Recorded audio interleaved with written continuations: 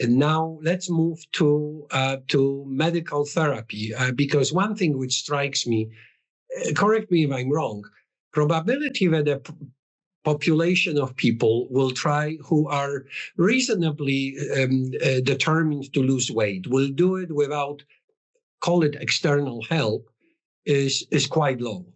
The average weight loss I see is 2%, 3%. Maybe average means that few people would lose 5 or even 10%, but then other ones will gain. Yes. So let's talk about the medications, and let's talk about the big kid on the block, which would be the current hormonal treatment. And maybe then we can talk about some other medications which historically were used and maybe still have some of it. Right.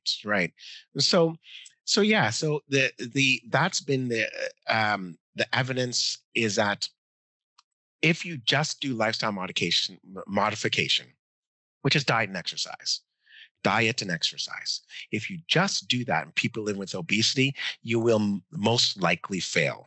Like 99% of the time, it's a failing effort for people living with obesity. Many people may be listening to this because they have a couple pounds extra and they think that I'm talking to them. I'm not talking to them. I'm not talking to somebody who's got 1 to 2 kilos that they want to end up getting rid of. Go to the gym, exercise, eat a little bit more fiber, eat a little bit healthier. People living with obesity have noise in their brain, and they've tried multiple times. They their weight keeps on going up and up despite losing. They've lost hundreds of pounds in their life, 20 at one point, another 30 at another point, and regained all of that plus. So if you see somebody living with obesity walking into a donut shop, they may be going there to get 1 donut or 2 donuts, maybe not 10, but they're living with obesity because their brain is living with obesity. They don't want to be there. And so the failures in the past have been because we didn't understand the actual science. We just kept on telling them, eat less and exercise more. But in fact, that's impossible for them to actually do genetically. And so what this new line of medications, and we don't even have to go into one specific one. We just have to go into the new line of medications, quiet the brain, allow extra of the good hormones, and eventually decreasing of the bad hormones so that that person who has been struggling for so long can actually eat healthy food. It's all they want to do is eat healthy food, like a salad or smaller amounts of delicious food, but have it be delicious to them. Healthy portions, and move. They want to move too. So they want to do all of those things, and these medications help them to do that. There's no weight loss without fewer calories, and there's no long-term weight loss without healthy fewer calories. And of course, keeping muscle mass and a number of other things is a result of resistance exercises. And you do more of that when your eating behaviors are better and you have less food noise and you're not frustrated and challenged. So that's what these medications are in fact doing, letting somebody be healthy, because they get there's a lot of issues with them. People, a lot of social concerns about what they do and how they actually work. But we need to understand that. Now, we tried in the past with other medications that just did things like drive up metabolic rate, but that didn't help the brain, didn't help the food noise, didn't help the underlying issue, which is those areas of the brain. Just increasing your metabolic rate is like your thyroid. So they gave thyroid medications. Well, that increased the metabolic rate. People lost a little bit of weight and also got heart attacks because their heart started to go too fast and their lungs started to get intense. Wrong mechanisms, because we didn't understand the mechanisms. We won't be doing that anymore. We won't be doing those types of silly interventions. There are some older medications that are not, and we talk about the Wellbutrin and the bupropion. That's a combination medication that's here in Canada.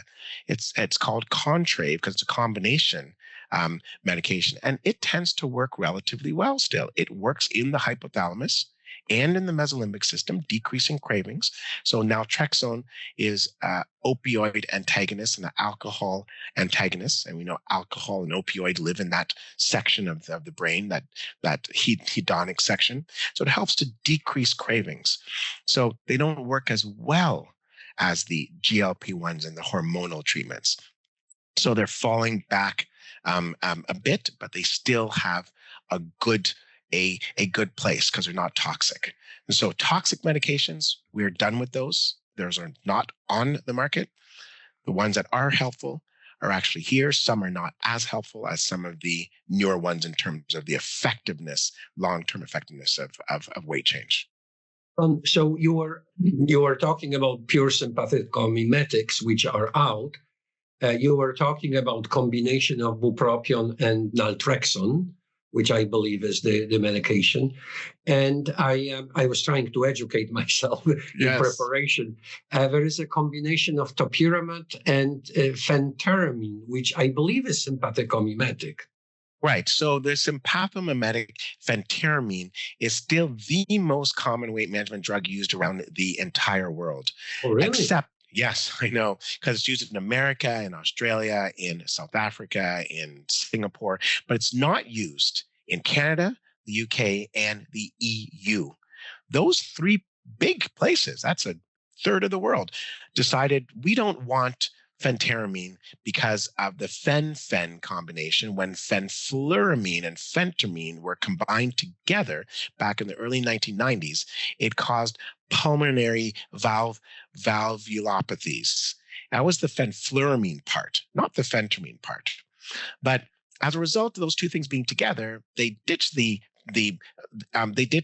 fenfluramine, but in many countries they ditched the phentermine too. End up getting rid of it, and ours did. So Canada, it's gone because we were concerned about the sympathomimetic side and just the increase in within the heart rate. And I'd say, I mean, it would be nice to have it, but I do think that there's some abuses of it in the countries that do actually have it still. Well, from your physiological presentation here, obviously the probability that they do good would be much lower than the other names which you mentioned. Maybe we can go, as a naive person in this area, I keep hearing about these new hormones which more and more difficult pronunciation. So the one thing which maybe we can put on the table and clarify is this single, double, and triple hormonal agonists. Could you expand on it a little bit? Yes. And what is the preference? What are the advantages? Great, and I think that is a terrific segue into this. Talking about where we're at.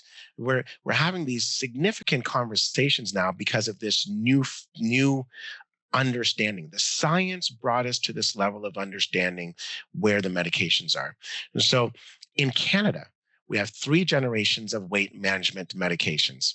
Generation 1, where we had a little bit of weight change, 8 to 10%. Remember, the average weight loss without any of these interventions, with the best person leading a lifestyle modification program. They're great. The person's got money. They're still doing it. 2%. So 2% is the placebo arm of all of these trials. So if you can get more than 2%, you are doing well. So here we got 8 to 10%. So people start to wake up. Oh, something's working and not toxic. That was the GLP-1 liraglutide, which was a daily injection, and then the naltrexone bupropion, still effective medications. But people didn't really wake up to weight management medications until we got to generation 2, semaglutide 2.4 milligrams, because this getting over 10%, 15% was what changed everybody's ideas of it, because 15% meant comorbidity decreasing and long-term success, and also outwardly different appearances for the Hollywood stars. And that's why we started to look at it or be aware of it, which is unfortunate that it was Hollywood stars, because in my world as an internist, I'm talking about the comorbidities, the fatty liver, the obstructive sleep apnea, the coronary artery disease. But we all woke up when the stars took it. Now we're at generation 2, which are not just monoagonists, but dual agonists. So that tirzepatide molecule has 2, a GIP and the GLP-1. And we'll start to see why there's some differences from just a monoagonist to a dual and then eventually triple agonist. So I was fortunate to be on this first big paper. I was author number like 12 because my last name is Wharton. I got stuck down at the bottom. I'm like, but this was during the pandemic, so we didn't get to go on stage and make a big fuss about it. But this is what has changed the world. People almost remember where they were when they found out that there's a molecule out there that's decreasing weight for everybody, and it's working really well. So we did this trial called the Step 5 trial, which was 2 years on this monoagonist GLP-1. So look at that 68-week mark there. First look at the placebo arm. Always first thing to do in any of these trials, placebo arm has to be around 2%. If it's 6%, 8%, it's not a good trial. It's weird. 2% is right. Now let's look at where the weight came down to at 68 weeks. So that's 1 year worth of treatment, about 16%, 16 to 15% there. That was a big deal. But what was a bigger deal was as you went from 68 to 104 weeks, that's out to 2 years. Normally, even on the medication, the intensity of our counter-regulatory system would cause the weight to go back up. It would tick back up even on the medication. Tick, tick, tick, tick, start going up. Here it didn't. It stayed flat. So we're now in a zone where we're like, wait a minute, it's not just significant weight loss, it's sustained weight loss. Wait a minute, this means that we may now be able to help with coronary artery disease, because we don't need weight loss for a minute. We need weight loss for a long time. We need it for 3, 4, 5 years. So we start to see significant impacts on big disease states. Heart attacks, heart failure, obstructive sleep apnea, all cause death when you have sustained weight loss. That was with the monoagonist. I was fortunate to be a little bit higher up on this. I was author number 4 for the dual agonist. We got to present this at ADA. Now this is a dual agonist, GIP and GLP-1. And you can see that this there's one backbone that's coming up, that blue part, and then there's 2 little heads. So it's like a dragon with two heads. And the way that I think about this is think of American football. In American football, you have a running back. A running back is the GLP-1. He's a good running back, and he can get into the end zone oftentimes. Semaglutide gets in the end zone a lot, does really well. Now think of a good running back with a blocker. That GIP is the blocker. So that running back gets in the end zone even more. So we weren't seeing 15% weight loss here. We started to see in the range of 20 and 25% weight changes. That's into the surgical zone of weight loss. And then finally, we're getting into the triple agonists. Now, my next slide is not of the triple agonist. I have a slide here where I want to show you the actual triple agonist, because it is quite fascinating. Okay, here it is here. And when we think of the actual triple agonist, the reason why we go back to that same analogy of the American football. So think of this now, this GLP-1, which is in the center, great running back. It now has 2 blockers, a GIP and a glucagon. It gets into the end zone almost all the time now. And this triple agonist is not getting 15 or 20% weight loss. It's getting 25 to 30% weight loss. And this is the phase 2. There's a phase 3 trial that's recently come out showing multiple patients. So when you see an average of 25% weight loss, It means people got 30 and 35% weight loss. That's ludicrous amounts. And this effect is lasting over the long term. They came out with a trial showing that osteoarthritis significantly decreased. So we're not just talking about weight. So we recognize that just doing weight loss trials is silly. We need to look at the complications. And here we can see osteoarthritis, type 2 diabetes, obstructive sleep apnea. These are all getting better with these mono, dual, and triple agonists. Hey, this is mind-boggling. And I remember thinking years ago, as you know, I was working a bit in the bariatric clinics. I was thinking if somebody comes with a medication to decrease the weight, this would be a revolution. And probably it is a revolution. But this revolution may have two aspects, which I wanted to ask you about. One, what's the physiological danger or drawbacks of losing 25 or 30% of weight? Is it a legitimate question? Or if you are dealing with people who to start with have a 30% excess, losing this 30% is really good, only good. Right. And I think that this is where we're getting into the ability to titrate as a physician, as a patient who understands their own body. Just because you are driving a Ferrari, you don't have to drive at 250 kilometers per hour. You can drive at 50 kilometers per hour. So your outcome isn't like the outcome in the clinical trials. That pushed the envelope all the way. Here, you can determine how much weight you want to actually lose and whether this medication is the best medication for you. So I think that clinicians need to titrate it and not assume that everybody's going to lose 25 and 35% of their weight just because they chose this medication. They need to monitor it, watch it, and just like any bleeding agent, if you give a whole lot of it, you're going to bleed out.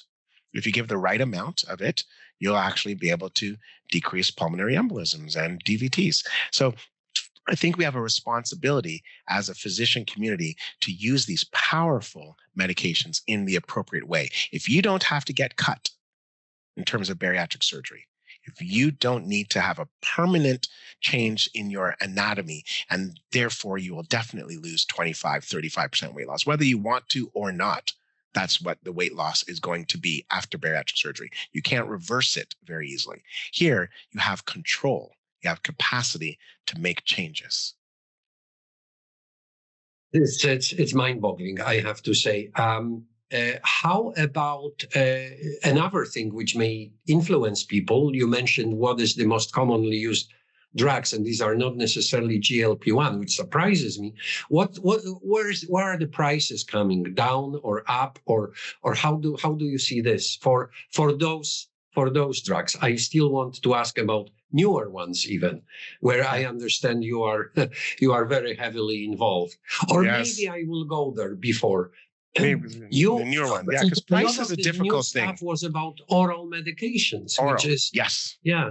Could you go for in this area?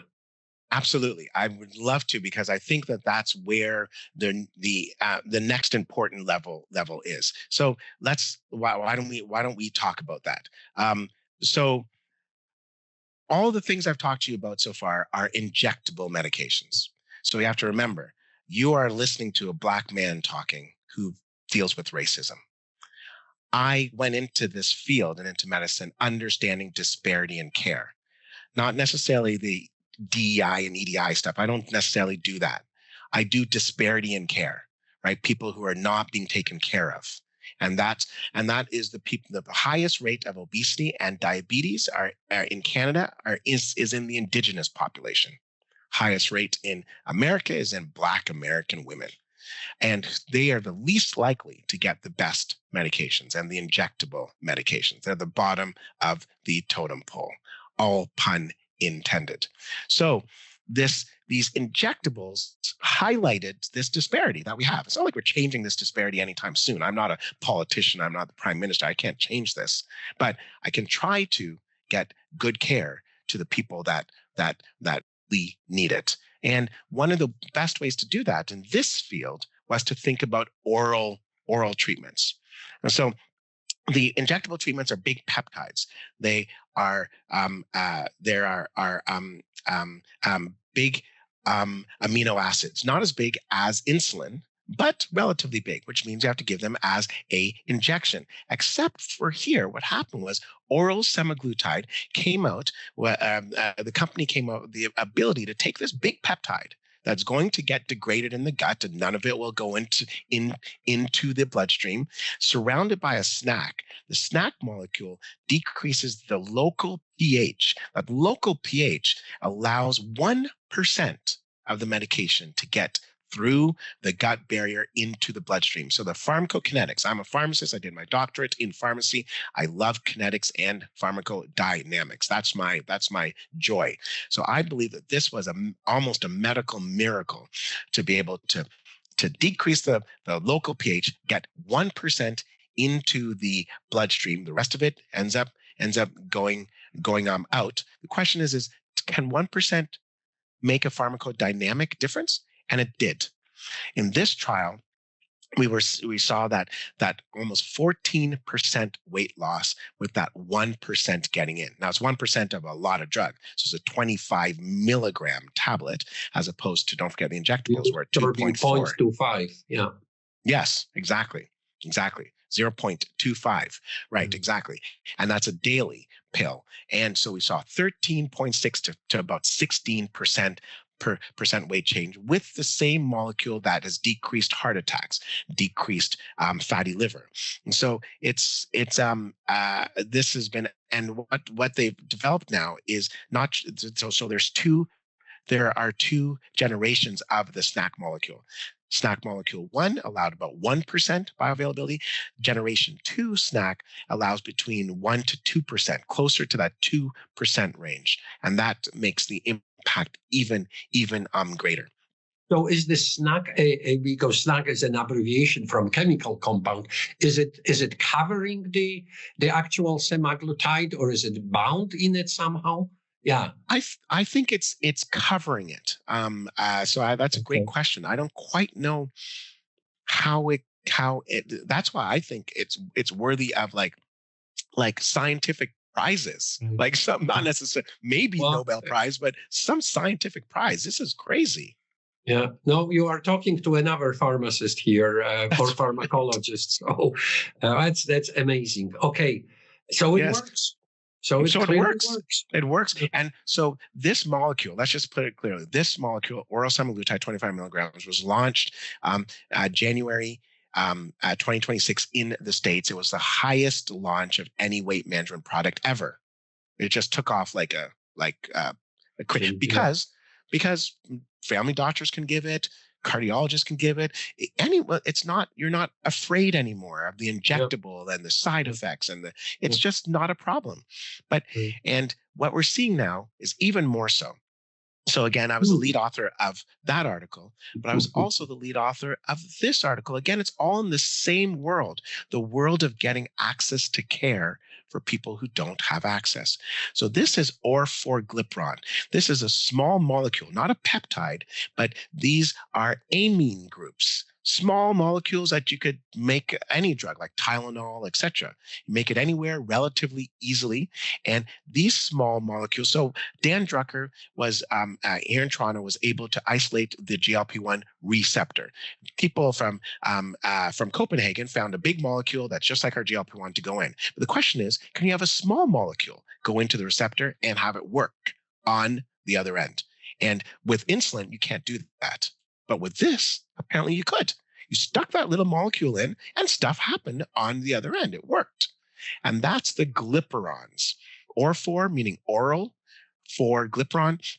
And this molecule was able to take it once a day without restriction of food or water, whereas with the oral semaglutide, because the bioavailability is so low, you have to take it in the morning with 4 ounces of water, not 3 or 5, 4 ounces of water, separated from all other food, all other medications.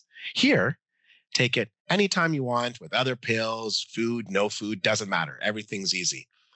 And here is the weight loss.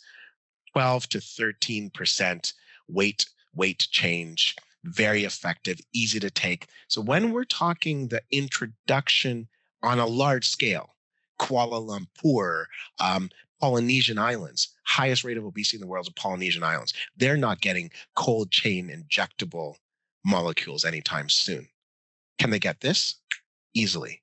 Well, you think those miracle drugs, again, do you think they will be less expensive?